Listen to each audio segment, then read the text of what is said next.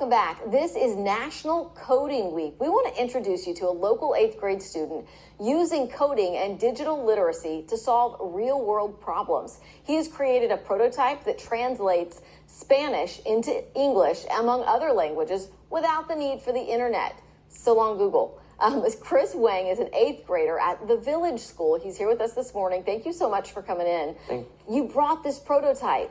So, okay, this is very cool. I know lots of kids in STEM, in coding, would love to see this just to sort of see what is possible. First, explain what you're holding in your hand. What have you created?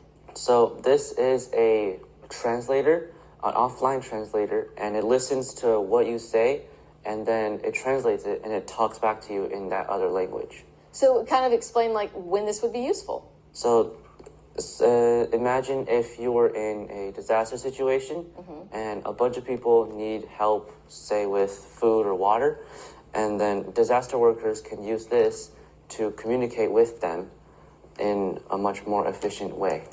For example, I might be approaching somebody and I don't speak Spanish. That person only speaks Spanish. Can you give us a demonstration, Chris? Yes, so you could say, "Hi, my name is Chris. I'm happy to be here."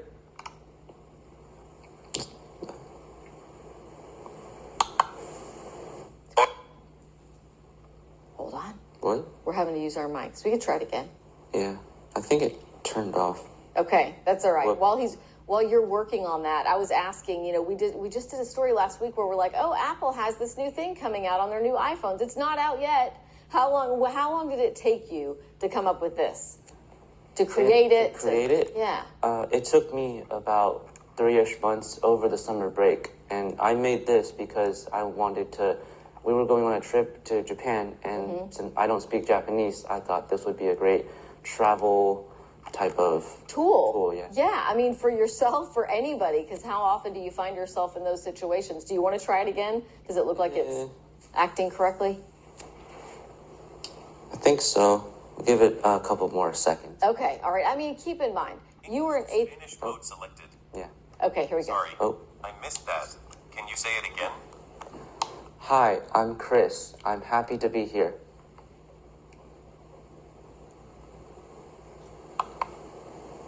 Hola, soy Cherise. Estoy feliz de estar aquí. That is very cool. I mean, so what went into building that? Like, I don't know anything about coding, but you said it took you like 3 months to create it.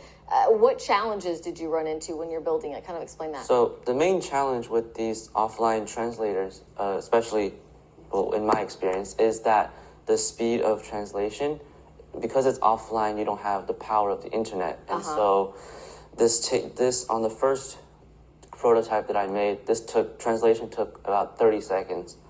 But I spent the rest of that 2 months improving it, and now it makes the speed into 7 seconds, and that makes conversations in using this more human-like. Yeah, and a lot easier. I mean, I would imagine, yeah, because when you type something in online, you can get almost instant results. But does this have to be downloaded with some sort of memory to keep all of that information within the little device? Right. So inside this white case, it's a mini computer called a Raspberry Pi, and I have a Python program in it that uses speech recognition, and then it translates it and it talks back to you, and the Raspberry Pi combines all of this, and then it just works.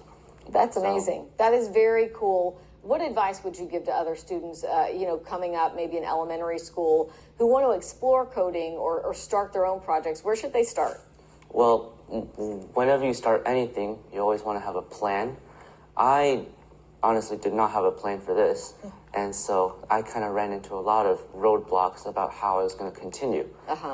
So yeah, for other people that are starting their own projects, I would highly suggest you have a plan. And if your project fails when you make it, just don't give up. It's always going to work, and that feeling when it works is really good. Yeah, absolutely. So you attend the Village School. Did you start some of these coding classes at the Village School? No, but the Village School has a really good STEM program where we have robotics classes and computer science classes, as well as all of the art and stuff. Yeah, so then what next? You have this prototype. Do you have further plans for what you want to do with this? Because it seems like very useful. I'm working with the robotics teacher at Village, Miss Vergara, and we're trying to see if this could be applied for a social impact grant. And that is where the school gives us money to make this project into a usable device, and like we can mass produce it. Yeah, fantastic. Chris Wang, thank you so much for coming in this morning. Congratulations. Amazing work. We appreciate you coming in. All right. Houston is celebrating Hispanic Heritage Month. Next, we've got more.